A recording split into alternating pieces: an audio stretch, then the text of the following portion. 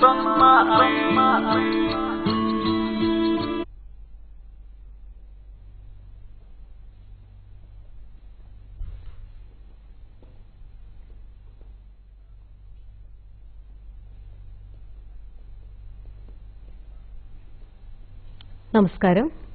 കൃഷിദർശന്റെ ഈ സായാഹ്നത്തിലേക്ക് ഏവർക്കും സ്വാഗതം. വളരെ വ്യത്യസ്തമായൊരു വിഷയമാണ് ഇന്ന് നമ്മൾ ഈ ചർച്ചയ്ക്കായി ഇവിടെ എത്തിയിരിക്കുന്നത്. മൃഗസംരക്ഷണ മേഖലയിൽ, കാർഷിക മേഖലയിലെ വളരെ പ്രാധാന്യമുള്ള ഒരു വകുപ്പാണ് മൃഗസംരക്ഷണ മേഖല. ഇതിൽ ഒട്ടനവധി തൊഴിൽ സംരംഭങ്ങൾ നാൾക്കുനാൾ പുതുതായി വന്നുകൊണ്ടിരിക്കുകയാണ്. ഈ തൊഴിൽ സംരംഭങ്ങളിൽ തന്നെ പ്രത്യേകിച്ച് ഫാമുകൾ തുടങ്ങുക, മൂല്യവർദ്ധിത ഉൽപ്പന്നങ്ങൾ, ഇറച്ചി പോലെ സംസ്കരണം, അതുപോലുള്ള ഉൽപ്പന്നങ്ങൾ ഉണ്ടാക്കുക, അതുപോലെ തന്നെ മാലിന്യത്തിൽ നിന്ന് ബയോ വേസ്റ്റ് ഉപയോഗിച്ച് വളമുണ്ടാക്കുക, ഇങ്ങനെ ഒരുപാട് പുതിയ സംരംഭങ്ങൾ നാൾക്കുനാൾ വന്നുകൊണ്ടിരിക്കുന്ന ഈ മേഖലയിൽ ഒട്ടനവധി ഒളിഞ്ഞും പതിഞ്ഞും നമ്മൾ അറിയാത്ത ഒട്ടനവധി പ്രശ്നങ്ങളുണ്ട്. ലൈസൻസ് എടുക്കുന്നതുമായിട്ട് ബന്ധപ്പെട്ട് ഫാമുകൾക്ക് ഏതൊക്കെ തരത്തിലുള്ള നിയമവശങ്ങൾ മറികടന്നാൽ ഒരു ഫാം നന്നായി കൊണ്ടുപോകാൻ കഴിയും. പലപ്പോഴും തുടങ്ങിക്കഴിഞ്ഞിട്ടായിരിക്കും ഇതിനകത്തുള്ള നൂലാമാലകളും മറ്റ് പ്രശ്നങ്ങളും നമ്മൾ അഭിമുഖീകരിക്കേണ്ടി വരിക. അപ്പോൾ അത് തന്നെ ടോട്ടലായിട്ട് ആ ഒരു സംരംഭം ചിലപ്പോൾ നിന്നുപോകാൻ തന്നെ വഴിവെക്കും. അപ്പോൾ ഇത്തരം ചർച്ചകളൊന്നും സാധാരണ രീതിയിലൊരു കാർഷിക ചർച്ചയിലേക്ക് വരാറില്ല. പക്ഷേ എന്നിരുന്നാലും വളരെ പ്രാധാന്യം അർഹിക്കുന്ന ഇത്തരം കർഷകൻ്റെതായ പ്രശ്നങ്ങളും ചോദ്യങ്ങളുമായിട്ടാണ് നമ്മൾ ഇന്നത്തെ ഈ ഒരു ചർച്ച കൊണ്ടുപോകാൻ ഉദ്ദേശിക്കുന്നത്. നമുക്ക് ഈ ചർച്ചയിൽ വളരെ വിലപ്പെട്ട അറിവ് പകരാനായി നമ്മളോടൊപ്പം എത്തിയിട്ടുള്ളത് വളരെ തിളക്കമാർന്ന ഒരു വ്യക്തിത്വമാണ്. മൃഗ സംരക്ഷണ വകുപ്പിലെ ഡോക്ടറായിട്ടുള്ള അസിസ്റ്റന്റ് പ്രോജക്ട് ഓഫീസർ, കണ്ണൂർ ജില്ലയിൽ അസിസ്റ്റന്റ് പ്രോജക്ട് ഓഫീസറായിട്ട് വർക്ക് ചെയ്യുന്ന ഡോക്ടർ പി വി മോഹൻ സാറാണ്. സാറിനെ പറ്റി പറയുകയാണെങ്കിൽ സാഹിത്യ ലോകത്ത് ഈ മൃഗസംരക്ഷണ മേഖലയിൽപ്പെട്ട ഒട്ടനവധി പുസ്തകങ്ങൾ, 26ഓളം പുസ്തകങ്ങൾ സാറിൻ്റെ കയ്യൊപ്പോടുകൂടി പുറത്തിറങ്ങിയിട്ടുണ്ട്. അതോടൊപ്പം തന്നെ കർഷക മിത്ര അവാർഡ് 2003 കർഷക മിത്ര അവാർഡും കർഷക ഭാരതി അവാർഡ് 2013 സാറിന് സ്വന്തമാണ്. സാറിനെ ഏവർക്കും വേണ്ടി ഞാൻ സ്വാഗതം ചെയ്യുന്നു. കൂടാതെ പ്രേക്ഷകരോടായി ചർച്ച തുടങ്ങുന്നതിന് മുമ്പ് ഒരു വാക്ക്. തീർച്ചയായും നിങ്ങൾക്ക് ഒട്ടനവധി ചോദ്യങ്ങൾ ഇതിനകത്ത് ചോദിക്കാനുണ്ടാവും. നിങ്ങളുടെ ചോദ്യങ്ങൾ ചുരുങ്ങിയ വാക്കുകളിൽ ചോദിക്കുക. നിങ്ങളുടെ പേരും വിളിക്കുന്ന സ്ഥലവും വെളിപ്പെടുത്തിയതിനു ശേഷം നമുക്ക് ചോദ്യങ്ങളിലേക്ക് കടക്കാം. സർ, നമുക്ക് ചോദ്യങ്ങളിലേക്ക് വരാം. ഇത് നമ്മുടെ കേരളത്തിൽ, നമ്മുടെ കൊച്ചു കേരളത്തിൽ വളരെയധികം തൊഴിൽ സാധ്യത ഉള്ളതായിട്ട് കേട്ടിട്ടുണ്ട്. പ്രത്യേകിച്ച് ഈ മേഖലയിൽ എത്രത്തോളം കേരളത്തിനത് പ്രസക്തിയുണ്ട്? ഇപ്പോൾ അടുത്ത കാലത്തായിട്ട് നമുക്കറിയാം, ഗൾഫ് രാജ്യങ്ങളിൽ നിന്ന് ധാരാളം ചെറുപ്പക്കാർ അവിടെ നിന്ന് വിട്ടുവരുന്നവരും അത് മതിയാക്കി തിരിച്ചു വരുന്ന ആളുകളുമായിട്ടുള്ള ഒരുപാട് പേര് ഈ മേഖലയിലേക്ക് ഫാം തുടങ്ങാൻ വേണ്ടി മുന്നോട്ട് വരുന്നുണ്ട്. അതുപോലെ തന്നെ നമ്മുടെ നാട്ടിലുള്ള ചെറുപ്പക്കാരായിട്ടുള്ള സംരംഭകരും ഈ മേഖലയിലേക്ക് വരുന്നുണ്ട്. പലപ്പോഴും ഇവർ ഈ ഫാം ആരംഭിക്കാൻ വേണ്ടിയിട്ട് മുന്നോട്ട് വരുമ്പോഴാണ് ഈ ഫാം ആരംഭിക്കുന്ന ആവശ്യമായിട്ടുള്ള നിയമ തടസ്സങ്ങൾ അവർ അഭിമുഖീകരിക്കുന്നത്. ഒരു ഫാമിന് എന്തൊക്കെ വേണം, എവിടെ നിന്നാണ് ലൈസൻസ് എടുക്കേണ്ടത്, പൊല്യൂഷൻ കൺട്രോൾ ബോർഡ് വേണോ, ടൗൺ പ്ലാനിങ്ങിൻ്റെ പെർമിഷൻ വേണോ, പഞ്ചായത്തിൻ്റെ പെർമിഷൻ വേണോ, ഇതൊക്കെ അവർക്ക് അറിയേണ്ടതുണ്ട്. മാത്രമല്ല, മിക്കവാറും നമുക്കറിയാം, നമ്മുടെ കേരളത്തിൻ്റെ ജനസാന്ദ്രത അനുസരിച്ചിട്ട് ഫാമുകൾ ആരംഭിക്കുമ്പോൾ തന്നെയാണ് അയൽവാസികൾ പരാതിയായിട്ട് വരും. അടുത്ത വീട്ടിലെ കോഴി കൂവുന്നത് പോലും പരാതിയായിട്ട് പറയുന്ന കാലഘട്ടമാണ് കേരളം. അപ്പോൾ തീർച്ചയായിട്ടും പശു വളർത്തുമ്പോഴും കോഴി വളർത്തുമ്പോഴൊക്കെ അയൽവാസികൾ പരാതി കൊടുക്കാനുള്ള സാധ്യതയുണ്ട്. അപ്പോൾ ഈ പരാതികൾക്ക് അടിസ്ഥാനമില്ലാതെ തന്നെ നിയമപരമായി എടുക്കേണ്ട എല്ലാ ലൈസൻസും നമ്മുടെ കയ്യിലുണ്ടെങ്കിൽ നമുക്ക് അതിന് പ്രശ്നങ്ങളുണ്ടാവില്ല. അല്ലെങ്കിൽ വലിയ തുക മുടക്കി നമ്മൾ ഫാം ആരംഭിച്ച് അത് മുന്നോട്ട് പോകുമ്പോഴായിരിക്കും ഒരുപക്ഷെ പരാതികളുടെ കെട്ടുവരുന്നത്. അപ്പോൾ അത് ഒഴിവാക്കാനായിട്ട് നമ്മൾ ഫാം തുടങ്ങുമ്പോൾ തന്നെ ഇതിനാവശ്യമായിട്ടുള്ള മുന്നൊരുക്കങ്ങൾ മുഴുവൻ നടത്തി സ്റ്റാറ്റ്യൂട്ടറായിട്ട് ലഭിക്കേണ്ട എല്ലാ അംഗീകാരങ്ങളും വാങ്ങിയ ശേഷം മാത്രമേ ഫാമിലേക്ക് വരാൻ പറ്റൂ. ഞാൻ ചോദിച്ചോട്ടെ സാർ, നമുക്ക് കേരളത്തിലെ ഏറ്റവും അനുയോജ്യമായിട്ട് എന്ന് വെച്ചാൽ വലിയ വിസ്തൃതി ഇല്ലാത്ത, ഇപ്പം സ്ഥലം കുറഞ്ഞു വരുന്ന ഒരു പ്രയാസം ഉണ്ട്. അപ്പം അങ്ങനെയുള്ള ഒരു അവസരത്തിൽ നമുക്ക് ഏത് ഫാം ആയിരിക്കും വാണിജ്യ മൂല്യത്തോടുകൂടി തുടങ്ങാൻ റിസ്ക് കുറഞ്ഞത്? ഒരു ഫാം ആരംഭിക്കുന്നത് ഒരു പക്ഷേ ഒരു സാമ്പത്തികം മാത്രമായിരിക്കില്ല. ഒന്ന്, ആ സ്ഥലത്തിൻ്റെ പരിമിതി. രണ്ട്, ആ സ്ഥലത്തിൻ്റെ പ്രത്യേകതകൾ.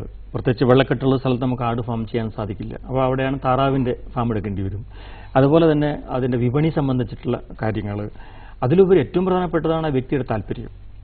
ഇപ്പോൾ ഗൾഫ് രാജ്യങ്ങളിൽ നിന്ന് വരുന്ന ഒരുപാട് മലയാളികൾ എന്നും എനിക്ക് ടെലിഫോൺ കോളും മെയിലും അയച്ചിട്ട് ആട് ഫാം തുടങ്ങാൻ വേണ്ടി മുന്നോട്ട് വരുന്നുണ്ട്. അപ്പോൾ ചില ആളുകൾ ഫോണിൽ ചോദിക്കും, സാർ എനിക്ക് ആട് ഫാം തുടങ്ങണം. അപ്പോൾ ഞാൻ ചോദിക്കും, എത്ര ആടിൻ്റെ ഫാമാണ് സാർ? എനിക്ക് 2000 ആടെങ്കിലും വേണമെന്ന് പറയും. തിരിച്ചും ചോദിക്കും, എത്ര സ്ഥലമുണ്ട്? അപ്പോൾ പറയും, എനിക്ക് 1 ഏക്കറേ ഉള്ളൂ. അപ്പോൾ എത്ര സ്ഥലം വേണമെന്ന് പോലും അറിയാതെ ഫാം നടത്താൻ വേണ്ടി മുന്നോട്ട് വരുന്ന ആളുകളുണ്ട്. ഇവരോട് എനിക്ക് പറയാനുള്ളത്, ഒരു ഫാം നടത്തുമ്പോൾ നമ്മൾ അറിഞ്ഞിരിക്കേണ്ട ഭൗതികപരമായ അടിസ്ഥാന സൗകര്യങ്ങൾ നമ്മൾ അറിയണം. എത്ര സ്ഥലം വേണം, അത് എവിടെ നടത്താൻ സാധിക്കും, അതിന് സാങ്കേതികമായി എന്തെങ്കിലും തടസ്സമുണ്ടോ, നിയമപരമായ തടസ്സങ്ങൾ എന്തൊക്കെയാണ്, ഇതെല്ലാം പഠിച്ച ശേഷം മാത്രമേ ഒരു ഫാമിലേക്ക് നമുക്ക് വരാൻ സാധിക്കുകയുള്ളൂ. എന്തൊക്കെയാണ് ഒരു പുതിയ ഒരു സംരംഭകന് കൊടുക്കാൻ പറ്റുന്ന നിയമോപദേശങ്ങൾ, അല്ലെങ്കിൽ എന്തെല്ലാം പേപ്പറുകൾ ശരിയാക്കിയാലാണ് അയാൾക്ക് തടസ്സങ്ങളില്ലാതെ ഫാം മുന്നോട്ട് കൊണ്ടുപോകാൻ കഴിയുന്നത്? ഈ അടുത്ത കാലത്തായിട്ട് ഇപ്പോൾ നമുക്ക് 2012 LSGDയുടെ ഒരു ഉത്തരവിൽ 275/2012 ഉത്തരവ് നമ്പർ, അതുപ്രകാരം നമുക്ക് കന്നുകാലികളെയും പക്ഷികളെയും വളർത്താൻ അനുമതി ആവശ്യമാണ്. ഈ അനുമതിയിൽ തന്നെ പക്ഷികളുടെയും മൃഗങ്ങളുടെയും എണ്ണം തിട്ടപ്പെടുത്തിയിട്ടുണ്ട്. 5 പശുവരെ വളർത്താൻ നമുക്ക് ലൈസൻസ് ആവശ്യമില്ല. എന്നാൽ അത് 6ഉം അതിന് മുകളിലും വരുമ്പോഴേക്കും പഞ്ചായത്തിന്റെ മൃഗങ്ങളെ വളർത്താനുള്ള ലൈസൻസ് ആവശ്യമാണ്. സാർ, നമുക്ക് ഒരു കോളർ ഉണ്ട്, വെയിറ്റിംഗിലാണ്. ഹലോ ഹലോ ഹലോ ഹലോ, ആരാണ്? ഹലോ, ആ ചോദിക്കാം, ആരാണ്? പേര് പറയാമോ? ഹലോ ഹലോ, കേൾക്കുന്നുണ്ട്. ഹലോ, TV നോക്കാതെ ചോദ്യങ്ങൾ കുറച്ചുകൂടെ വ്യക്തമായിട്ട് പറയാമോ? പറയാം. ആ, പേരെന്താണ്? ചെറിയ മാത്യു. മാത്യു, എവിടെന്നാ വിളിക്കുന്നത്? കോട്ടയം ജില്ല. ചോദിക്കാം മാത്യു. ആ, മാത്യു ചോദിച്ചോളൂ.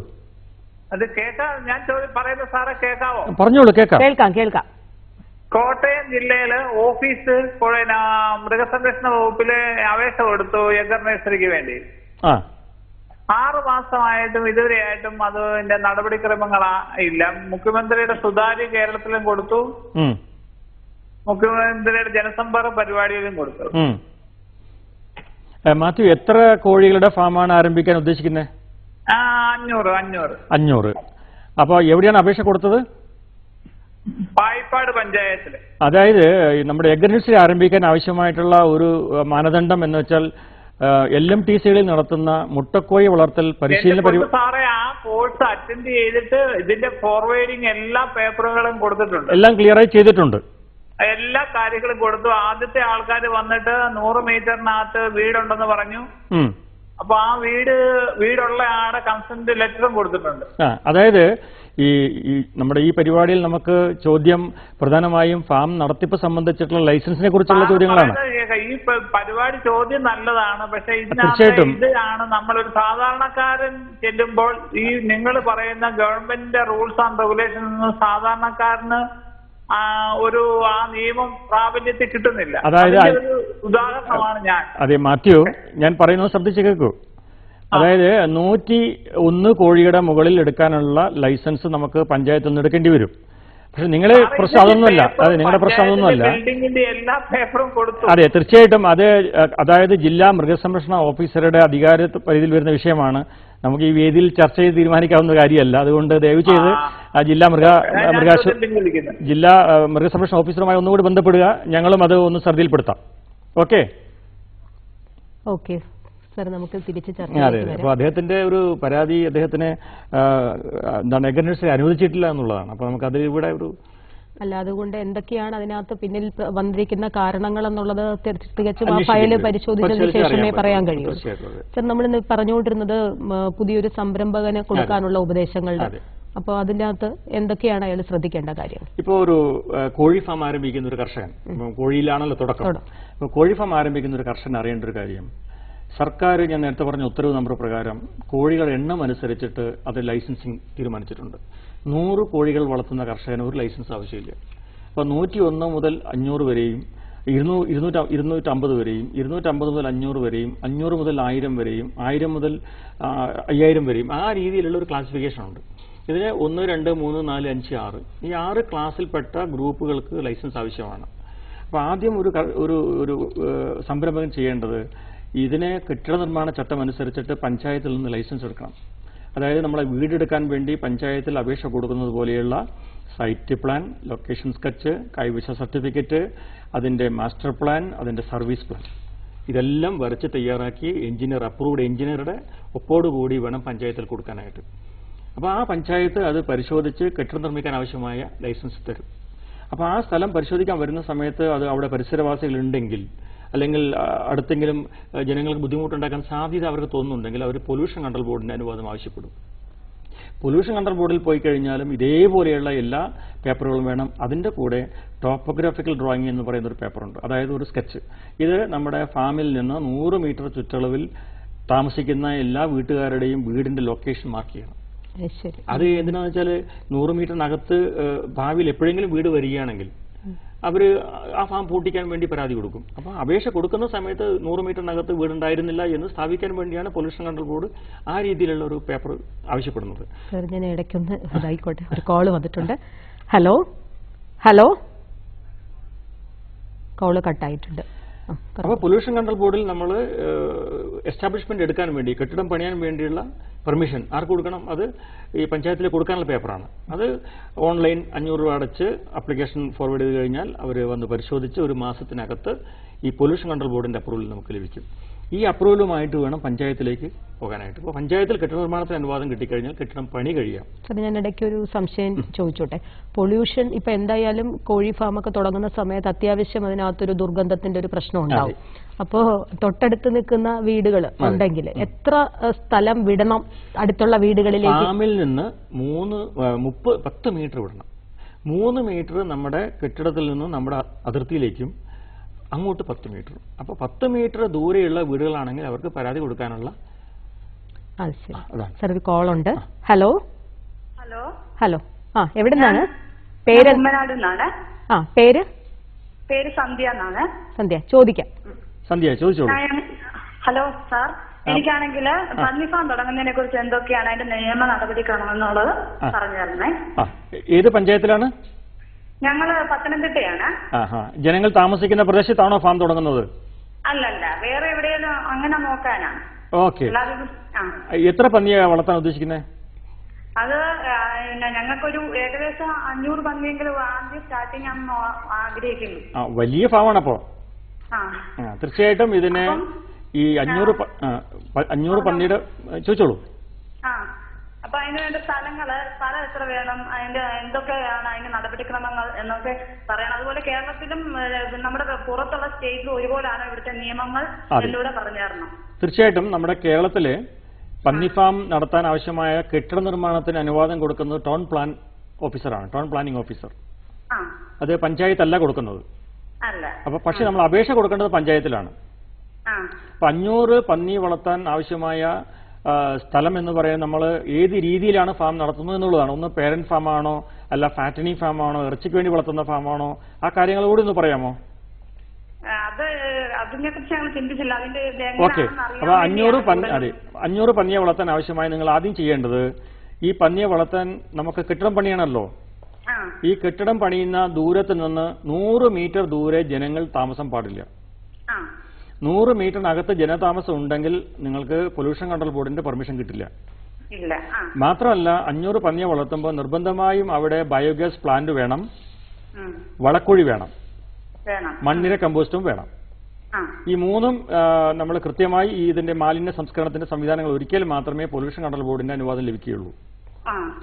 അപ്പോൾ പൊല്യൂഷൻ കൺട്രോൾ ബോർഡ് അനുവാദം കിട്ടിക്കഴിഞ്ഞാൽ പഞ്ചായത്ത് വഴി ടൗൺ പ്ലാനിംഗ് ഓഫീസർക്ക് ഇതിന്റെ അപേക്ഷ പോകണം. അപ്പൊ ഈ അപേക്ഷയിൽ നമ്മൾ വെക്കേണ്ട വസ്തുക്കൾ, ഒന്ന് നിങ്ങളുടെ കൈവശ സർട്ടിഫിക്കറ്റ് ഭൂമിയുടെ, അതുപോലെ ലൊക്കേഷൻ സ്കെച്ച്, ഇത് വില്ലേജ് ഓഫീസർ തരേണ്ടതാണ്. മൂന്നാമത് ഇതിന്റെ മാസ്റ്റർ പ്ലാൻ, എന്തൊക്കെ എവിടെയാണ് കെട്ടിടം പണിയുന്നത്, എവിടെയാണ് അതിന്റെ വളക്കുഴി ഉണ്ടാവുക, എവിടെയാണ് ബയോഗ്യാസ് വരുന്നത് തുടങ്ങിയിട്ടുള്ള എല്ലാം ചിത്രസഹിതം വരച്ച് തയ്യാറാക്കിയതാണ് മാസ്റ്റർ പ്ലാൻ. അതുകൂടാതെ നിങ്ങൾ സ്വന്തം ഭൂമിയല്ല എങ്കിൽ അത് ലീസ് ആണെങ്കിൽ ലീസ് എഗ്രിമെന്റ് വെക്കണം. അതെ, ലീസ് എഗ്രിമെന്റ് ഉണ്ടെങ്കിൽ കൈവശ സർട്ടിഫിക്കറ്റോ ഇതൊന്നും ആവശ്യമില്ല. അപ്പൊ ഇത് ഒരു അപ്രൂവ്ഡ് എഞ്ചിനീയർ വരച്ച് തയ്യാറാക്കിയിട്ടുള്ള മാസ്റ്റർ പ്ലാനും സർവീസ് ഡ്രോയിങ്ങും നേരത്തെ പറഞ്ഞ രേഖകളെല്ലാം കൂടി പഞ്ചായത്ത് കൊടുത്ത് പഞ്ചായത്ത് ഒന്ന് പരിശോധിച്ച് അത് ടൗൺ പ്ലാനിംഗിലേക്ക് ശുപാർശ ചെയ്യും. ടൗൺ പ്ലാനിംഗ് ഓഫീസറാണ് ഇതിന്റെ അനുവാദം നിങ്ങൾക്ക് തരുന്നത്. ആ അനുവാദത്തിന്റെ അടിസ്ഥാനത്തിൽ നിങ്ങൾക്ക് കെട്ടിടം പണി തുടങ്ങാം. കെട്ടിടം പണിത് കഴിഞ്ഞിട്ട് നിങ്ങൾക്ക് വീണ്ടും പഞ്ചായത്തിലേക്ക് മൃഗങ്ങളെ വളർത്താനുള്ള അനുവാദത്തിന് അപേക്ഷ കൊടുക്കണം. അതെ, അതായത് 5 പന്നി വരെ വളർത്താൻ നമുക്ക് നിയമപരമായി ലൈസൻസ് ആവശ്യമില്ല. എന്നാൽ 6 അതിന് മുകളിലേക്ക് വരുമ്പോഴേക്കും ലൈസൻസ് ആവശ്യമാണ്. അപ്പൊ വളർത്താനുള്ള ലൈസൻസ് വരുമ്പോൾ നമുക്ക് കെട്ടിടത്തിന് നമ്പർ കൂടി കൊടുക്കേണ്ടി വരും. അതാണ് ആദ്യം കെട്ടിടത്തിന് നമ്പർ എടുക്കേണ്ടത്. അങ്ങനെ അനുവാദം കിട്ടിക്കഴിഞ്ഞാൽ പന്നി ഫാം ആരംഭിക്കാം. ഇത്രയും അല്ല, നമുക്ക് കേരളത്തിന് ഓരോ സംസ്ഥാനത്തിനും കെട്ടിട നിർമ്മാണ ചട്ടങ്ങൾ ആ സംസ്ഥാനത്ത് രൂപീകരിക്കുന്നതാണ്. അപ്പോൾ നമുക്ക് കേരളത്തിന്റെ നിയമങ്ങൾ മാത്രമാണ് ഇവിടെ ചർച്ച ചെയ്യപ്പെടുന്നത്. ശരി സാർ. അപ്പോൾ വിളിച്ച് വളരെ സന്തോഷം. സന്ധ്യ, ഉത്തരം വ്യക്തമായെന്ന് കരുതുന്നു. തീർച്ചയായിട്ടും സന്ധ്യയെ സംബന്ധിച്ചിടത്തോളം എനിക്ക് ആദ്യമായിട്ട് തോന്നിയെന്ന് പറയുന്നത് ഒരു പരിശീലനത്തിന്റെ അഭാവം നല്ലോണം ഉണ്ട്. പുതിയ സംരംഭകർ എന്ന് പറയുമ്പോൾ സർ അതിനകത്ത് ഈ പന്നി ഫാം തുടങ്ങുന്നതിനും അങ്ങനെ പുതുതായിട്ട് വരുന്ന സംരംഭകർക്ക് പരിശീലന കേന്ദ്രങ്ങളെ കുറിച്ചൊന്നും നമുക്ക് സംസ്ഥാനത്ത് ജില്ലകളിൽ പല സ്ഥലത്തും, പ്രത്യേകിച്ച് കണ്ണൂർ, ആലുവ, കോട്ടയം, മലമ്പുഴ, തിരുവനന്തപുരം, ഇത്തരം കേന്ദ്രങ്ങൾ, പത്തനംതിട്ടക്കാർക്ക് വരാനായിട്ട് കോട്ടയത്ത് തലയോലപ്പറമ്പ്. അപ്പോൾ ഇത്തരം കേന്ദ്രങ്ങൾ നമുക്ക് life stock management training centre എന്ന പേരിൽ സ്ഥാപനങ്ങളുണ്ട്. ഇവിടെ പന്നി വളർത്തൽ, ആട് വളർത്തൽ, കാട വളർത്തൽ, ടർക്കി വളർത്തൽ, എമു വളർത്തൽ, മുട്ടക്കോഴി വളർത്തൽ, ഇറച്ചിക്കോഴി വളർത്തൽ തുടങ്ങിയ നിരവധി വിഷയങ്ങളിൽ ഇവർക്ക് ഇന്ന ടോപ്പിക്കിൽ വേണം എന്ന് പറഞ്ഞിട്ട് ഇവർക്ക് കൊടുക്കാം. അങ്ങനെയല്ല, അവരുടെ സ്ഥാപനങ്ങൾ ഓരോ ട്രെയിനിങ് പ്രോഗ്രാം അനൗൺസ്മെന്റ് നടത്തും.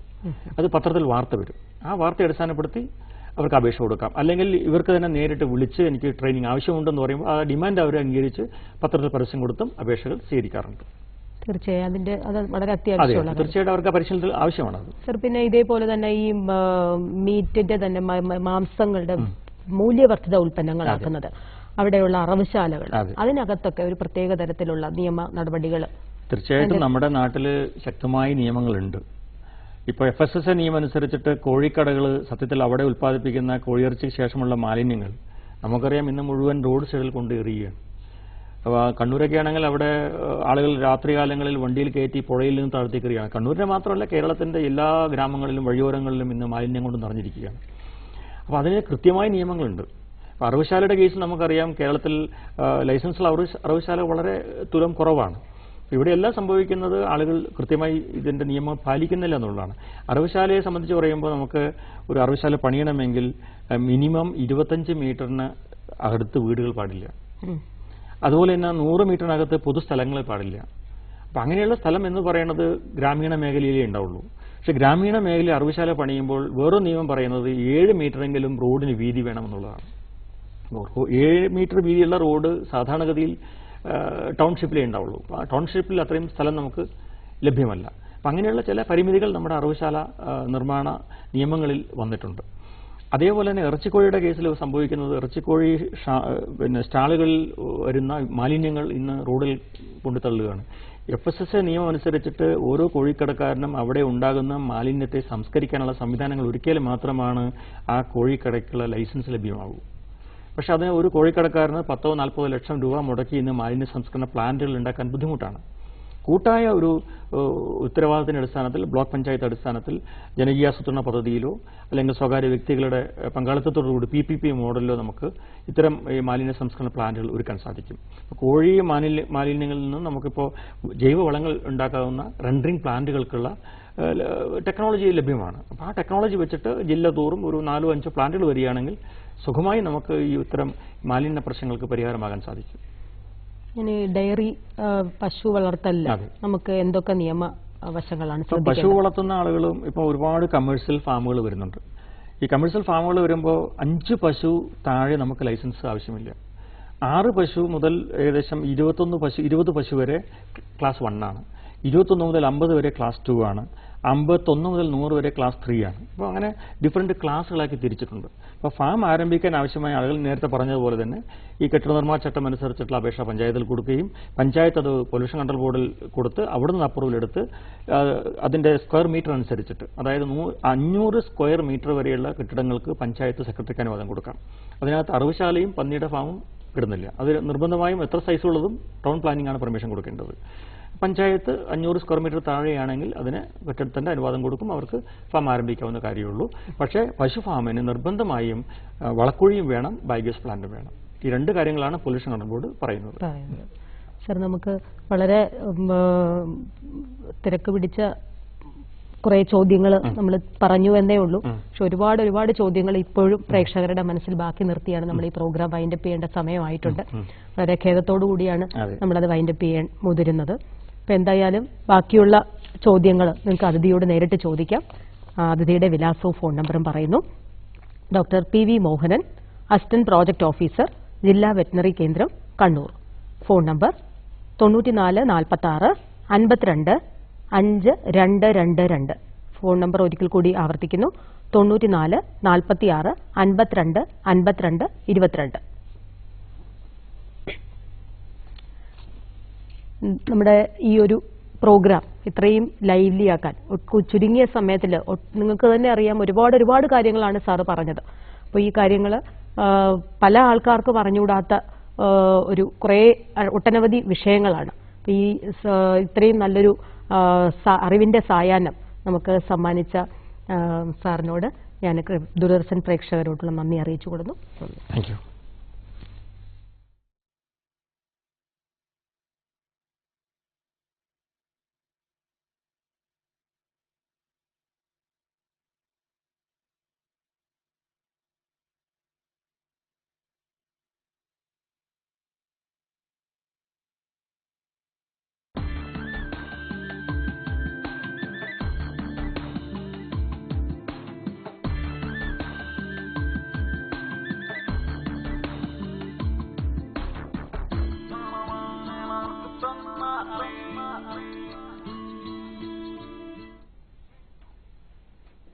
നമസ്കാരം. ദൂരദർശൻ കാർഷിക വാർത്തകളിലേക്ക് സ്വാഗതം. പ്രധാന വാർത്തകൾ. പ്രകൃതിക്ഷോഭം നഷ്ടപരിഹാര തുക വർദ്ധിപ്പിച്ചു. പ്രതിരോധ കുത്തിവയ്പ് ജൂൺ 10 വരെ. പ്രകൃതിക്ഷോഭത്തിൽ കൃഷിനാശത്തിനും വളർത്തുമൃഗങ്ങളുടെ നഷ്ടത്തിനും സർക്കാർ നൽകുന്ന ധനസഹായം വർദ്ധിപ്പിച്ചു. നെൽകൃഷി നാശത്തിന് ഹെക്ടറിന് 4500 രൂപയിൽ നിന്നും 6000 രൂപയായി നഷ്ടപരിഹാര തുക വർദ്ധിപ്പിച്ചു. റബ്ബർ, തെങ്ങ്, കമുക് തുടങ്ങിയ സ്ഥിരവിളകളുടെ നാശത്തിന് 12000 രൂപയിൽ നിന്ന് 18000 രൂപയായും പട്ടുനൂൽപ്പുഴ വളർത്തലിൽ നാശനഷ്ടം വന്നാൽ നൽകുന്ന 4800 രൂപ 6000 രൂപയായും വർദ്ധിപ്പിച്ചിട്ടുണ്ട്. കന്നുകാലികളുടെ നഷ്ടപരിഹാര തുക ഇരട്ടിയായി 30000 രൂപയും കന്നുകിടാങ്ങളുടെ നഷ്ടത്തിന് 10000 രൂപ എന്നത് 16000 രൂപയായും വർദ്ധിപ്പിച്ചു. കോഴി, താറാവ് എന്നിവയുടെ നഷ്ടപരിഹാര തുക 50 രൂപയാണ്. പരമാവധി 5000 രൂപ വരെ ലഭിക്കും. പ്രധാനമന്ത്രിയുടെ കൃഷി സിഞ്ചയി യോജന പ്രകാരം നടപ്പിലാക്കിയ പ്രധാന പദ്ധതികൾ: നീർത്തടങ്ങൾ, സൂക്ഷ്മ ജലസേചനം, ചെറുകിട വൻകിട ജലസേചന പദ്ധതികൾ എന്നിവ സംയോജിപ്പിച്ചുകൊണ്ട് ഓരോ തുള്ളിക്കും കൂടുതൽ വിളവ് എന്ന കർമ്മപരിപാടി നടപ്പിലാക്കി. 1,00,000-ലധികം സോളാർ പമ്പുകൾ സ്ഥാപിച്ചു നൽകി. സോയിൽ ഹെൽത്ത് കാർഡ് നടപ്പിലാക്കി. യൂറിയയുടെ ദുരുപയോഗം തടയുന്നതിനും മണ്ണിന്റെ വളക്കൂറ് വർദ്ധിപ്പിക്കുന്നതിനും നീം കോട്ടഡ് യൂറിയ ലഭ്യമാക്കി. പഴങ്ങളുടെയും പച്ചക്കറികളുടെയും തനിമ നഷ്ടപ്പെടാതെ സൂക്ഷിക്കുന്നതിന് അത്യാധുനിക രീതിയിലുള്ള ശീതീകരണ സംഭരണശാല കൃഷിവകുപ്പിന്റെ നെടുമങ്ങാട് ഗ്രാമീണ കാർഷിക മൊത്തവ്യാപാര വിപണിയിൽ പ്രവർത്തനം ആരംഭിച്ചു. വിവിധ ഇനം പഴങ്ങൾക്കും പച്ചക്കറികൾക്കും അനുയോജ്യമായ രീതിയിൽ ശീതീകരണ സംവിധാനം ക്രമപ്പെടുത്തിയിട്ടുള്ള 6 യൂണിറ്റുകളാണ് സജ്ജീകരിച്ചിട്ടുള്ളത്. മൊത്തവ്യാപാരികൾ, കച്ചവടക്കാർ, കയറ്റുമതിക്കാർ, ഗവൺമെന്റ് ഏജൻസികൾ, കർഷകർ എന്നിവർക്കെല്ലാം കാർഷികോൽപ്പന്നങ്ങൾ കേടുകൂടാതെ സൂക്ഷിക്കുന്നതിന് ഈ സംവിധാനം പ്രയോജനപ്പെടുത്താവുന്നതാണ്. ഗ്രാമീണ കാർഷിക വിപണിയുമായി ബന്ധപ്പെടാവുന്ന ഫോൺ നമ്പർ 0472281332. തിരുവനന്തപുരം ജില്ലയിലെ 10ാം ഘട്ട അസ്കാർഡ് വാക്സിനേഷൻ ജൂൺ 10-ാം തീയതി വരെ നടപ്പിലാക്കുന്നു. കോഴി വസന്ത, താറാവ് വസന്ത എന്നീ സാംക്രമിക രോഗങ്ങൾക്കുള്ള പ്രതിരോധ വാക്സിനാണ് അസ്കാർഡ് പദ്ധതി. വാക്സിനേഷൻ സംരംഭവുമായി കർഷകർ സഹകരിക്കണമെന്ന് അസ്കാർഡ് പദ്ധതി ജില്ലാ കോർഡിനേറ്റർ അറിയിച്ചു. നഗരവാസികൾക്ക് മട്ടുപ്പാവിലെ പച്ചക്കറി കൃഷിയിൽ കൂടുതൽ വിളവ് സാധ്യമായ രീതിയിൽ 4 മാതൃകയിലുള്ള വെർട്ടിക്കൽ സ്റ്റാൻഡുകൾ Karamana cropping systems research centre പരിചയപ്പെടുത്തുന്നു. വെർട്ടിക്കൽ സ്റ്റാൻഡുകളുടെ നിർമ്മാണ ചെലവ് 3000 മുതൽ 4000 രൂപ വരെയാണ്. ഇതിനുള്ള സാങ്കേതിക വിദ്യയ്ക്കായി കരമന ക്രോപ്പിംഗ് സിസ്റ്റംസ് റിസർച്ച് സെന്ററുമായി ബന്ധപ്പെടാവുന്നതാണ്. ഇനി കമ്പോള നിലവാരം.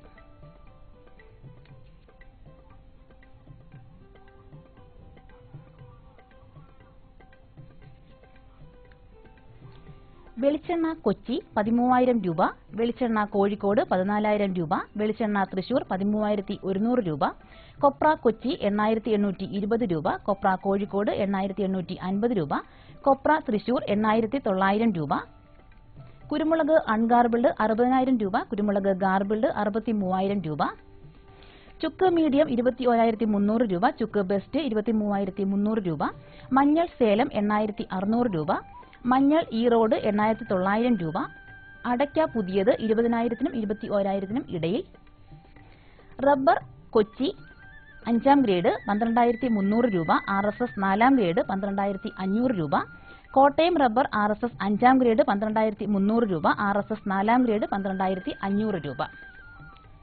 കമ്പോള നിലവാരം കൊച്ചി. വെളിച്ചെണ്ണ 13,000 രൂപ, കൊപ്ര 8,820 രൂപ, പിണ്ണാക്ക് എക്സ്പെല്ലർ 2,500 രൂപ, പിണ്ണാക്ക് റോട്ടറി 2,900 രൂപ, കുരുമുളക് അൺഗാർബിൾഡ് 60,000 രൂപ, കുരുമുളക് ഗാർബിൾഡ് 63,000 രൂപ. ചുക്ക് മീഡിയം 21,300 രൂപ, ചുക്ക് ബെസ്റ്റ് 23,300 രൂപ, മഞ്ഞൾ നാടൻ 9,900 രൂപ, അടയ്ക്ക പുതിയത് 20,000-നും 21,000-നും ഇടയിൽ, ജാതിക്ക തൊണ്ടൻ കിലോഗ്രാമിന് 250-നും 280-നും ഇടയിൽ, ജാതിക്ക തൊണ്ടില്ലാത്തത് 450-നും 550-നും ഇടയിൽ, ജാതിപത്രി 700-നും 850-നും ഇടയിൽ, ഗ്രാമ്പു 830 രൂപ. റബ്ബർ RSS 5ാം ഗ്രേഡ് 12,300 രൂപ, RSS 4ാം ഗ്രേഡ് 12,500 രൂപ, ഒട്ടുപാൽ 8,500 രൂപ, ലാറ്റക്സ് 9,500 രൂപ. കമ്പോള അവലോകനം.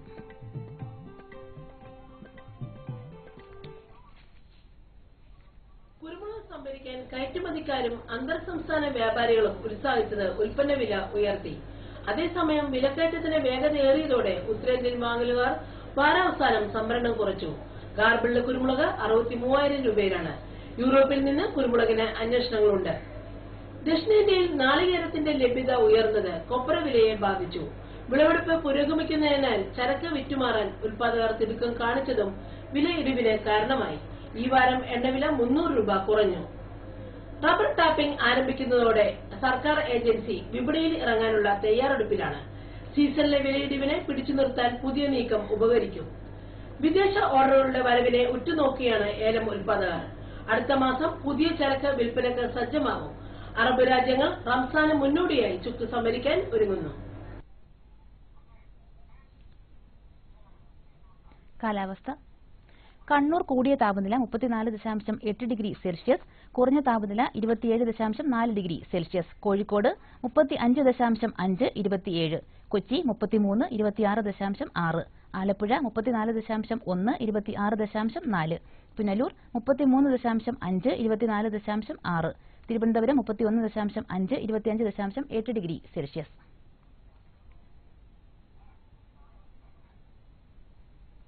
കാർഷിക വാർത്തകൾ സമാപിച്ചു. നമസ്കാരം.